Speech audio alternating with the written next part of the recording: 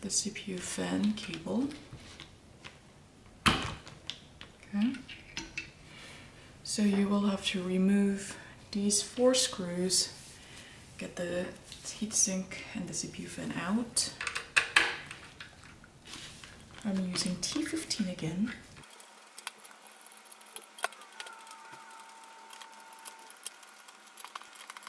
And as you're unhooking it, you should feel the release. So now I can gently take that out, and you can see that it's covered in thermal paste. I'm going to set it aside. And you see the processor right there. So now you can wipe off the thermal paste. You can try to get some now with the bracket on, but I'm going to take it out so that it's easier to, so that we don't run the risk of getting it on the bracket itself. So I have a cotton swab that I've put a little bit of rubbing alcohol on. I'm going to very gently and carefully remove the thermal paste.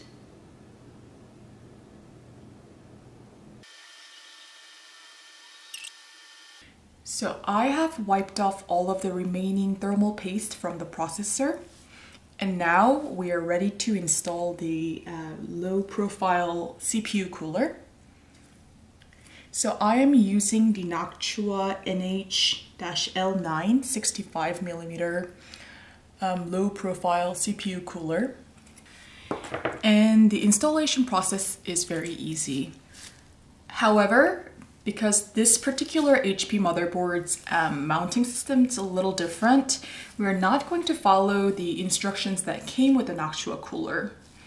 We're going to improvise a little bit to make the process easier. Instead of having to order extra parts, I'm just using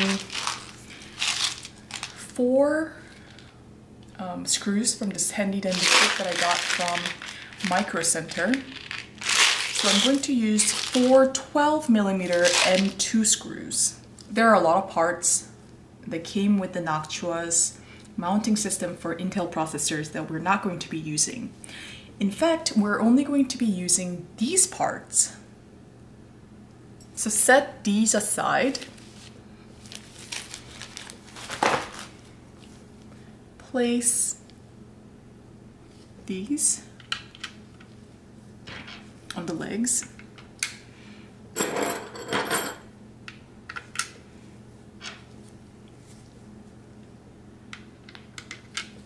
I'm using 4 12mm M2 screws with washer. I'm going to place the brackets on top and place it so that the middle part aligns with the hole.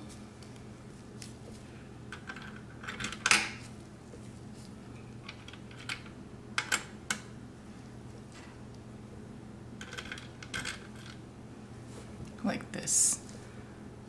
Same with the other side. I'm just going to have this in the middle slot. Another one here.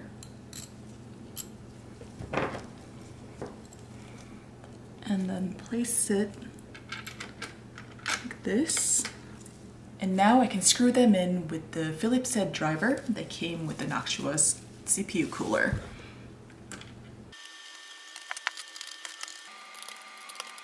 Instead of using the back plate or the thumb screws that came with the Noctua's CPU cooler, we've only used the mounting bars and the spacers. And we've used the 12mm generic M2 screws with the washers on them. And that should be good enough to allow us to mount the CPU cooler. And now we can apply a little bit of thermal paste. So I'm using the thermal paste that came with the Noctua CPU cooler. I'm going to remove the tip, place the thermal paste injectors directly on the processor, and then squeeze very little amount.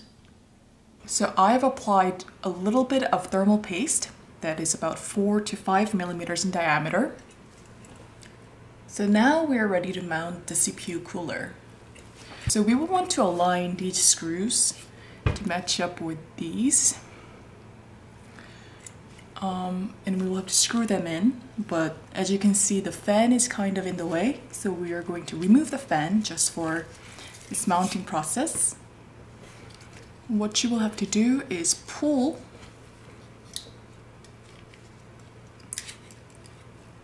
that bracket and then do the same thing on the other side.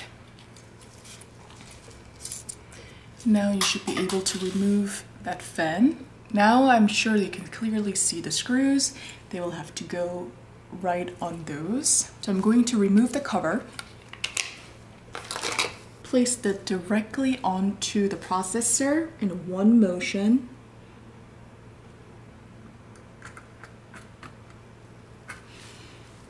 And make sure that they're aligned. You're going to press it down and give each side 2 or 3 turns. And do it on the other side too. You have to apply a little bit of force to get it going and be secured.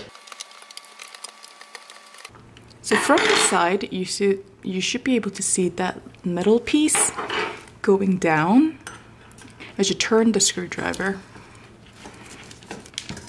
There we go. So now it's securely mounted. And now we can mount the fan back on the CPU cooler. So we're going to put these things back in their place, like this, on both sides.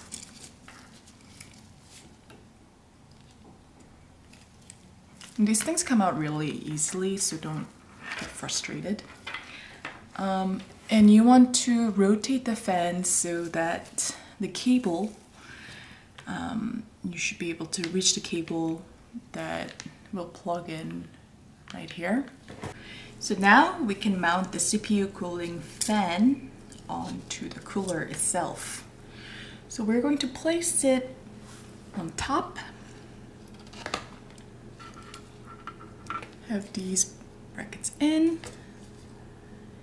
pull and hook it onto one of the sides like this,